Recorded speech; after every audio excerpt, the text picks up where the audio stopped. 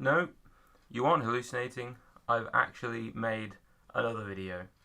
I'm genuinely as shocked as you are. Welcome, for those of you who have been here before, welcome back. Now, of course, my last video was about the ownership of Wolves and the controversy and discontent around that. Today's video is going to be a similar area, looking at it in a different way. Of course, I'm talking about the most prominent news story in football for the past 2 weeks, roughly. Newcastle's takeover. Of course, the Toon are now the newly minted richest side in the world, having been taken over by the Saudi royal family. It's fair to say it's divided opinions, but I'm not going to give mine. Instead, we're going to look at it from a footballing sense. I'm slightly late to the party here. Everybody's already been discussing this for weeks. We're going to be talking about how Newcastle can use their newfound money in the January transfer window and in the following summer transfer window next year.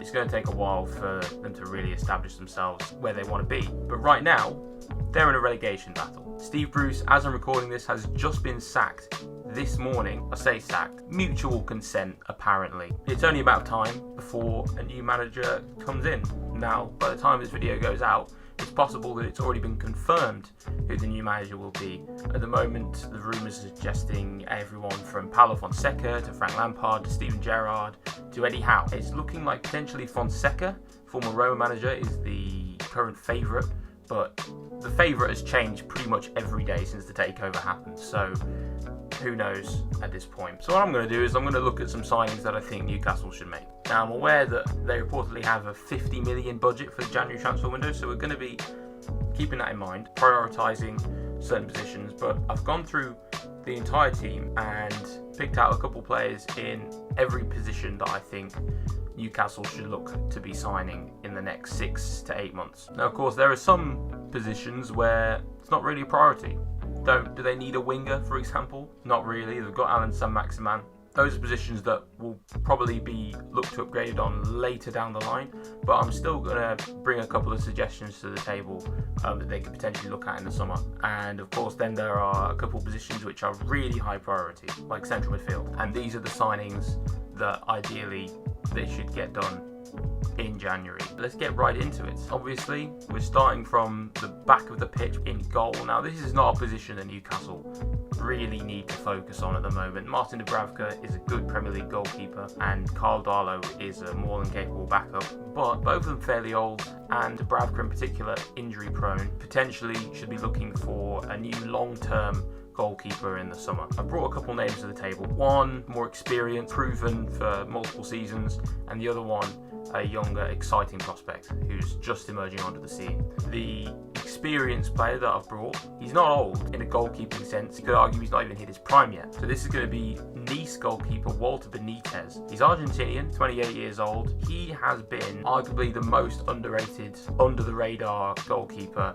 in Europe over the last 2 or 3 years.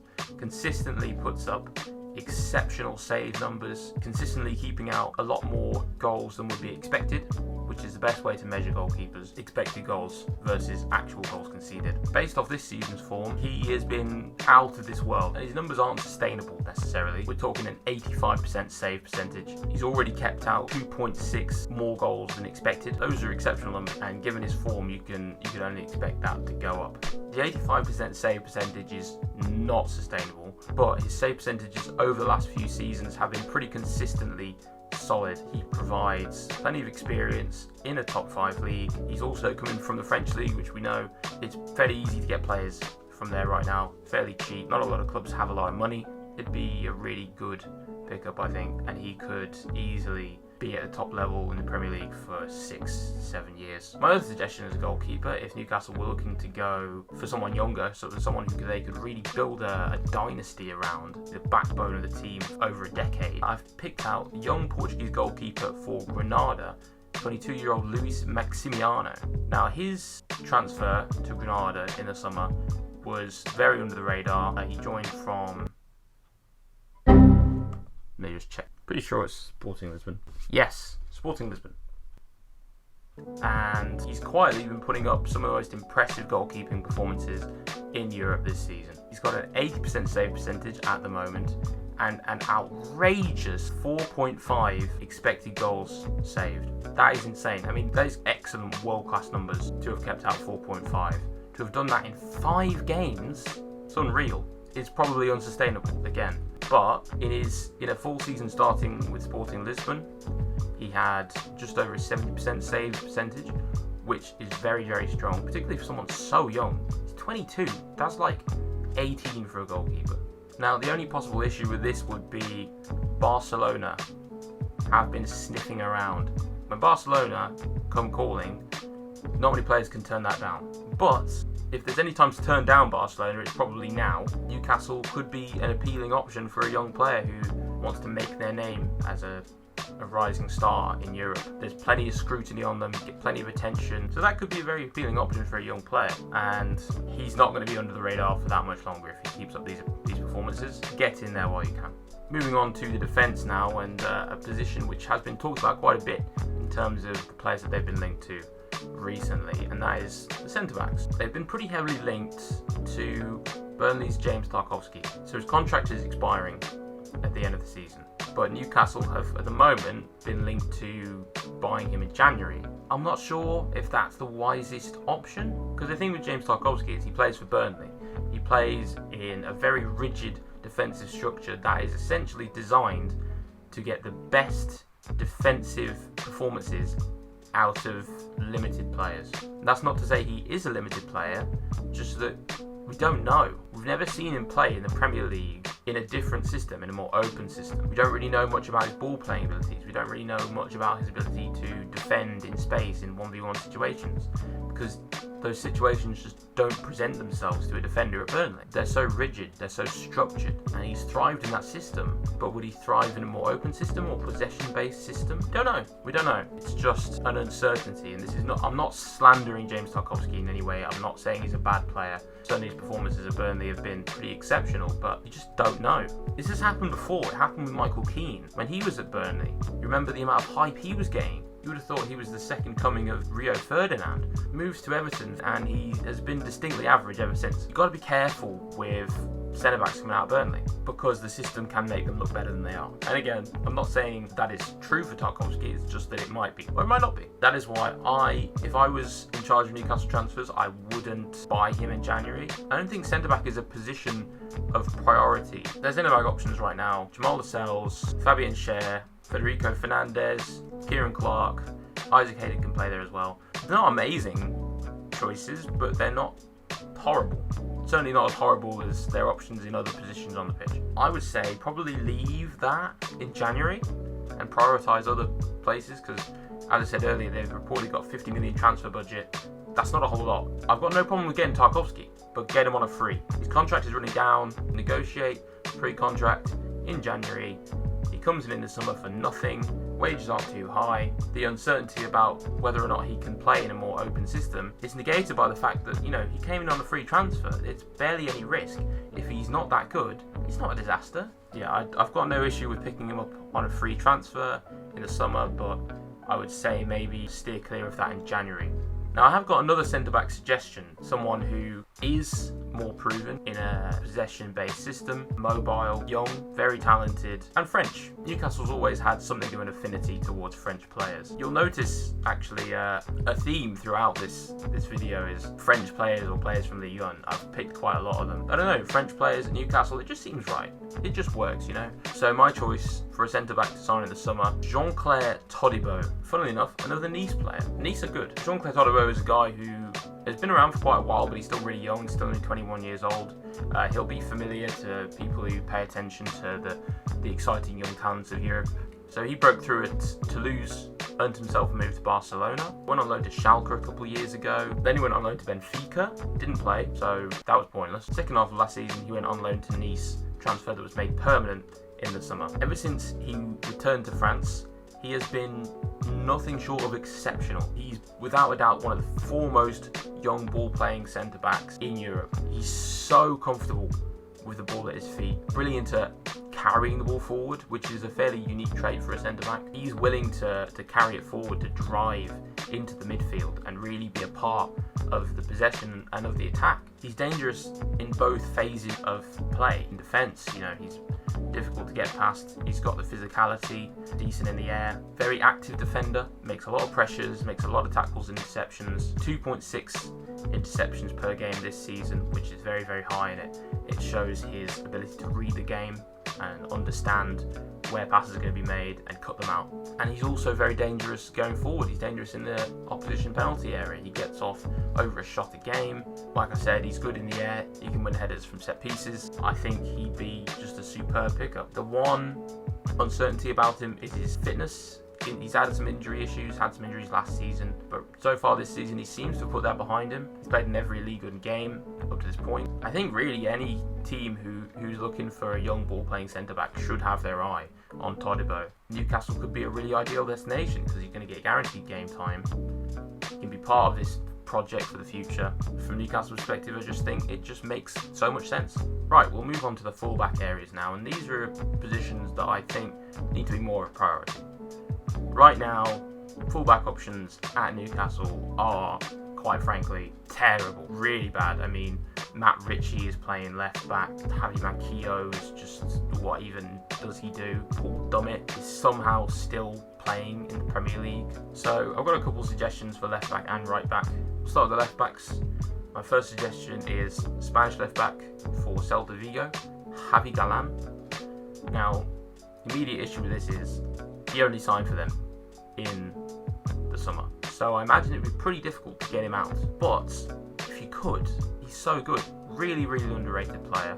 I mean, ideally, the club should have been after him in the summer because he got relegated with Huesca, but he was putting up some of the best numbers in the division for fullbacks. Outstanding dribbler, really, really active defender, over 5 tackles and interceptions per game, and he was available for like 4 million, and nobody was paying attention to him. So he ended up going to Celta Vigo, who, like, they're a decent team, and it's a really good pickup for them, but I feel like his ceiling is higher. He could be one of the best left backs in Europe. I mean, he's been performing as one of the best left backs in Europe for the past year and a half now, and the numbers he's putting up this season with Celta Vigo, they're really similar to last season. Amazing ball carrier, he can really dominate the whole left flank. Really active defender, like I said. 5.5 tackles and interceptions per game this season. Monstrous numbers. He's completing 83% of his dribbles. That's not sustainable, but it's also amazing. But like I said, it's going to be difficult to sign him. Maybe you could look at him in the summer. They'd probably be more willing to let him go then. They could certainly make a big profit on him. Like I said, they picked him up for about 4 million. We've got a couple of suggestions. We've got Brazilian left back Caio Henrique for Monaco. He's a very different player to Galán. Not so mobile, but a very good passer, very good creator. He can be a real threat at crossing the ball in, creating chances from out wide, and generally just being a really dangerous member of the attack. Not so active on the defensive end as Galán is, but not terrible. Around 3.5 tackles and interceptions a game is nothing to sniff at. He'd definitely be another option. And then for a more high-profile player, I've also picked out Alex Grimaldo of Benfica. Another great dribbler, another really mobile left back, able to get up and down the left-hand side constantly. Great engine on him. Also really good creator. Less of an active defender, but to be fair, he's in a really dominant team, so there's less defending to do in a less dominant team such as Newcastle. Those numbers would probably bump up a bit. All three of these guys I think would be good options. I would say I'd prefer Galán, but he'd probably also be the most difficult to sign. I'd probably lean towards Grimaldo. Next up, we've got right backs. Similarly to left backs, it's a problem position for Newcastle. This is the first guy that I would say sign this guy in January as a priority. And this is going to be Zeki Çelik, Turkish right back for Lille. Really, really good player. Really consistent numbers over the last 2 or 3 years. Solid defender. Really good forward passer. Great at moving the ball up the pitch. Not such a prolific dribbler, but an effective dribbler and an efficient dribbler. Rarely loses the ball. He's just solid at both ends of the pitch. Lille are in a lot of financial trouble right now. We saw in the summer they're completely willing to sell their players. They're also not doing well this season. 24 years old, he's got plenty of years ahead of him in his prime. I think you could probably get him for 20 million, but I think he'd be a superb pickup. Now, this is the big area of concern for Newcastle. Central midfield. They need an entirely new midfield. I'm happy to chill out and say they need 2 midfielders. to go alongside Joe Willock, but realistically, I think there are much better players than Joe Willock out there. And this is where I think they should really be looking to make a statement signing, a marquee signing. And the guy I've identified to be this marquee signing is Lyon's Bruno Guimaraes, Brazilian central midfielder. This guy does everything to an elite standard. Moves the ball forward exceptionally well, progressive passes, progressive carries, likes to get the ball up the pitch as quickly as possible, and he does it constantly. He's always on the ball for Lyon, always looking forward. He can create at a really high level. He's a goal threat himself. Combine all this with amazing defensive numbers as well. He is just a complete midfielder. I think he would be the perfect signing for Newcastle. Realistically, I think he could probably aim a lot higher than Newcastle. I mean, I think he could play for any club in Europe and he would start for them. I really think he's that good. But from Newcastle's perspective, this would be an amazing signing, and it's doable. Guimaraes is not the only Lyon midfielder that I would be looking at if I was Newcastle. You've also got the much more attack-focused Houssem Aouar. Now, Aouar is an out-and-out attacking midfielder, really. Almost a winger at times, almost like a second striker, but he does his fair bit of midfield work as well. Aouar's a well-known name on these shows at this point due to his incessant links with Arsenal, and I think he would be another fantastic signing. He's someone who is definitely available. Lyon have been desperately trying to sell him for ages. I mean, he was available for like 15 million in the summer. A player as good as Houssem Aouar, 15 million, and nobody signed him. It baffles me, to be honest. If Newcastle could pick him up, he would provide a massive boost to their attack. Particularly if they're looking to get in an attacking manager like Paulo Fonseca, he could run that attack. He really could. And he could provide a little more freedom for Alain Saint-Maximin to kind of do his thing on the right hand side or left hand side, whatever side he's playing on, while Aouar kind of roams the middle of the pitch. Because right now, Alain Saint-Maximin is literally having to cover the entire attacking third of the pitch. Left, middle, right. He's having to do all of it, and he's doing everything for them. So Aouar really, I think, lift a weight off his shoulders. But he's also good at dropping deep, moving the ball forward, being a part of that midfield. So Aouar, again, I think would be a sensational signing for Newcastle. And very affordable. And I picked out a couple of proper deep line midfielders. Nicolo Ravella, Ivan Ilic. These guys are young rising stars of Serie A at the moment.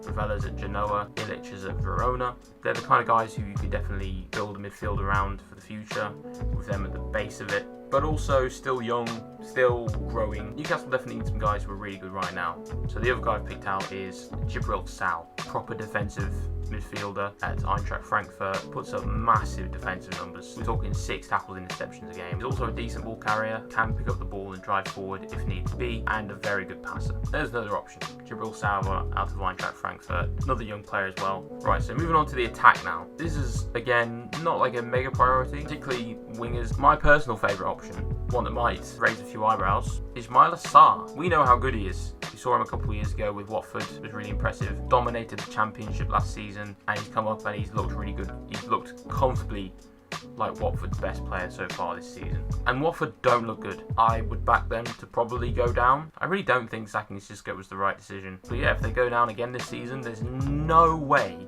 that Ismaila Sarr stays at that club. This would be a real statement signing in the summer. I think he'd make a big impact. Do you imagine having Sarr on the one side, Saint-Maximin on the other? So much danger in that attack there. So much running, so much exceptional dribbling, and he's a really good goal scorer.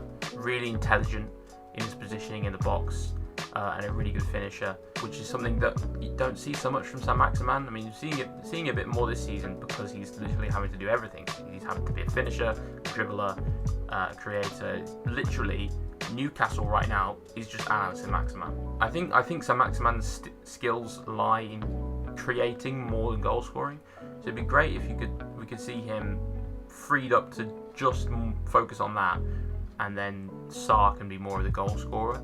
I don't know. I think that's the foundations of a really, really good attack. I can't imagine he would cost too much out of a relegated Watford side. Probably be pushing to leave. It'd be a sensational signing. And then finally, striker. Now they got Callum Wilson. Callum Wilson is a great player, but so injury prone. So injury prone. His fitness is like a constant thorn in the side of Newcastle. Because every time it seems like they're picking up some good form, they're getting some points, scoring some goals, he's injured. Everything collapses. Because without him, there is no prolific goal scorer inside. Joe Linton is not going to be that man. We all know that by now. So I think not in January, or maybe in January, particularly if they go for a more attacking manager. But certainly in the summer, I think a striker needs to be something they look at signing. And I think there's some pretty interesting options going to be available on the market. Firstly, Luka Jovic. What has happened to Luka Jovic? Nobody knows. He's just not played. And when he has played at Real Madrid, he's not been that good. Just not worked for him over there. I think he needs to move on. He needs to find somewhere to rebuild his reputation, and that place I definitely think could be Newcastle. He's a really talented player, there's no doubt about it. His season at Frankfurt, unreal numbers, and numbers that look sustainable. It's not like it was a random purple patch season. He was really that good. He looked like he could continue to be that good, but his time at Real Madrid has just killed it. Newcastle could definitely be a place for him to recover the ground that he lost in his development. He could be well suited to the Premier League. Physical guy, strong in the box, good in the air, intelligent positioning, just a great penalty box poacher. Movement in the area is absolutely exceptional, and when he gets the ball in those dangerous positions, he usually finds the back of the net. Not so involved in the build-up play. Let's say wingers of Sarr and Saint-Maximin, maybe Aouar behind him. I think Jovic could thrive.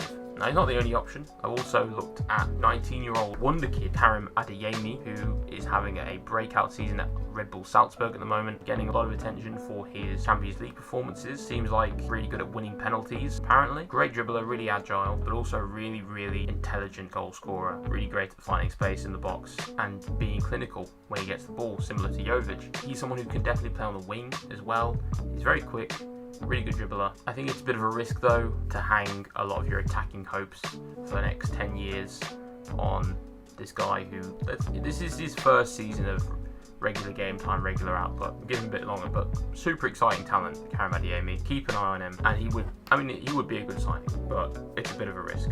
Final guy that we're going to talk about in this video, and it's another Frenchman, another Ligue 1 star, Amine Gouiri, player that I've been really keeping an eye on for the last year and a half or so. More than that, even back to his days in the Lyon academy as a rising star there. He looked like he was going to break through and be Lyon's next academy superstar, but then they let him go, sold him to Nice, and he has since established himself as one of the foremost attackers in the league. Really versatile player. He can play on the wing, or he can play up front as a lone striker, or in a two. He's played as part of a strike partnership for the most part of the season with either Kasper Dolberg or Andy Delort. He's shown over the course of the last year and a half that he can be the primary focal point of an attack, he can be the main goal scorer, or he can be more of a creative facilitator, which is what he's done a lot of this season. His creative numbers have been massively boosted this season. Really versatile, quick, good dribbler, only 21 years old. Gouiri would be a fantastic signing, and he is my preferred option of those strikers that I've recommended. And that brings us to the end of the video. Talked quite a lot, got a sore throat, need a drink, but I'll quickly go through my ideal transfers. Luis Maximiano, goalkeeper. James Tarkowski on a free transfer. Jean-Claire Todibo, Javi Galan at left back, Zeki Celik at right back, Bruno Guimaraes and Houssem Aouar in midfield, and then potentially Djibril Sow as well, Ismaila Sarr and Amine Gouiri. Now, getting all of these transfers done in 2 windows, pretty unrealistic, but those are the kind of players that I think Newcastle should be targeting. Mostly quite young, no one over the age of 26, I think. I believe Galan is the oldest there at 26. And I think this is the way that Newcastle build for the future. Not by signing like James Ward-Prowse for 25 million. I think that'd be a really stupid thing to do. Thankfully, I haven't seen too many links to him. It's mostly just people saying, oh, they should sign James Ward-Prowse. No, they shouldn't. But yeah, that's my list. Those are my players. And that is how to rebuild Newcastle United and take them into the new era.